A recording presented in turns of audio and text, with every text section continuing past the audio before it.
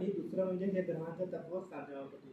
तसं नैऋत्य दिशेला सरळ तुम्ही नैऋत्य दिशेला मी जसं म्हणलं तसं काहीतरी रॅक तयार करा. रॅकमध्ये म्हणजे नैऋत्य दिशेला जडत्व आणण्याचा प्रयत्न करा. नैऋत्य दिशेला जडत्व आणण्याचा प्रयत्न केल्यानंतर घरातल्या मुख्य व्यक्तीला स्थैर्य मिळतं. घरातल्या मुख्य व्यक्तीची बसण्याची जागा ही नैऋत्याची असणं आवश्यक आहे. का तर नैऋत्याची दिशाभूलाची जागा असल्यानंतर त्याचा घरावरती होल्ड राहतो. मुख्य पुरुषाचा घरावरती होल्ड नसेल तर काय होतं आपण चित्रपटामध्ये बघतो तेव्हा RCA आपण जर रूट कॉज अनालिसिस केलं तर तुमच्या लक्षात येईल. या ठिकाणी आपल्याला दिसतं मुख्य पुरुषाचा होल्ड त्या घरामध्ये नसतो.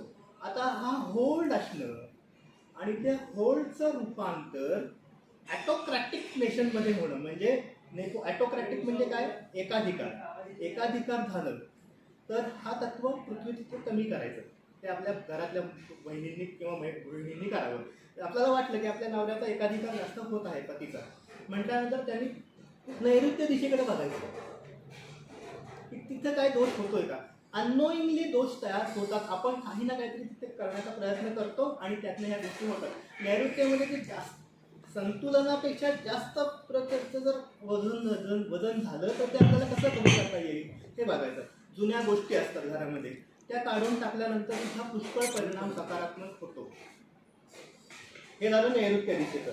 आता नैऋत्याकडनं आपण पश्चिमेकडे येऊ. पश्चिमेकडे आल्यानंतर पश्चिमेचे ग्रह शनिदेव आहेत हे तुम्हाला सांगणं नको कारण शनिदेव हे सगळ्यांनाच परिचित आहेत.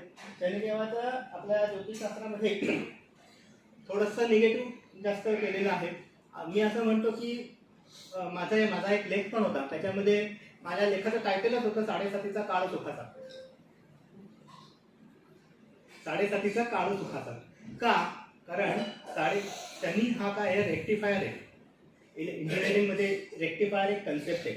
म्हणजे काय की तो त्याची जी सिग्नलमध्ये जो घाण असते म्हणजे काय म्हणतात की गुड सिग्नल नसतो इलेक्ट्रिसिटीकडनं येणारा तो फिनिश गुड सिग्नलमध्ये कन्वर्ट करतो.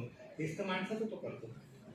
तुमच्या गतजन्मीचं तुमच्या ह्या जन्मीचे अहंकार वगैरे जे काय आहे ते कॉम्प्रोमाइज करायला लावतो. कॉम्प्रोमाइज केल्यानंतर तुम्हाला यश मिळतं. कितीतरी लोकांना 7:30मध्ये जेव्हा नोकऱ्या लागतात त्यावेळेला त्यांना सॅलरी स्ट्रक्चरवर कॉम्प्रोमाइज करावं लागतं. आता पश्चिम दिशेकडे जो दोष आहे त्याचा रिपरकेशन पूर्वेला पण होतं. शनी रवी शत्रुग्रह आहेत पण त्या कधी कधी मित्र पण होतात कारण शेवटी पितापुत्र आहेत त्यामुळे ते मित्र पण होतात एकमेकांचे. शनी पूर्व पश्चिम जर काही दोष असेल वास्तूमध्ये सरळ पत्रिकेतली मेष आणि तुळ रास पाहिजे. मेष आणि तुळ राशीमध्ये पापग्रह असतील तर पूर्व पश्चिम बिघडतं. पूर्व पश्चिम बिघडलं की नातेसंबंध पती पत्नीच्या नातेसंबंधामध्ये त्याचा रिपरकेशन्स होतात. विपरीत परिणाम होतात. ठीक आहे कारण अग्नीला वायू काय करतो वाढवतो. अग्नीला वायू वाढवतो. एक सुभाषित आहे संस्कृतमध्ये जेव्हा एक छोटीशी मेणबत्ती असते त्याला वाऱ्याने विझवता येतं पण जेव्हा मोठा मानवा असतो तो डबल करतो वारा. तसं आहे जो आग्नेय आणि इकडल्या ह्याच्यातनं जो आग्नेय तत्व आहे त्याला खत पाणी घातलं जातं. डेफिनेटली तो आग्नेय तत्व वाढलं की भंगण होण्याचे चान्सेस वाढतात. मग अशा वेळेला आपल्याला काय करावं लागतं तर पश्चिम दिशेला पश्चिमेला उभा मोठी खिडकी आहे. आपल्याला वाटतं वा किती छान वारं आहे अरे पण ते पश्चिमेचं दोष आहे. मग अशा वेळेला पश्चिम दिशेला निळ्या रंगाचे पडदे करणं आवश्यक आहे किंवा त्या काचेला निळ्या रंगाची फिल्म लावायची. फिल्म लावून मिळते. त्याने दक्षिण दिशेची स्पंदनं चांगली पश्चिम दिशेची स्पंदनं शुभत्व यायला त्याला मदत होते.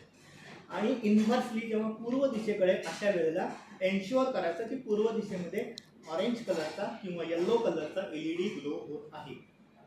निळ्या आणि पिवळ्याचा संगम ज्या वेळेला होईल त्यावेळेचा तो जो एक एनर्जी घरामध्ये पूर्व पश्चिमेची तयार होईल त्या एनर्जीने घरातले संबंध विशेषतः पती पत्नीचे स्पेसिफिकली मी सांगतो पती पत्नीचे संबंध सुधारायला मदत होईल. पती पत्नींमध्ये एकमत असल्यानंतर रश्मी थबकते असा एक संस्कृतमध्ये श्लोक आहे. वैभव लक्ष्मीच्या पुस्तकामध्ये तो तुम्हाला बघायला मिळेल. नेक्स्ट तिथून झालं बरं मॅडम वेळेचं तुम्ही सांगा.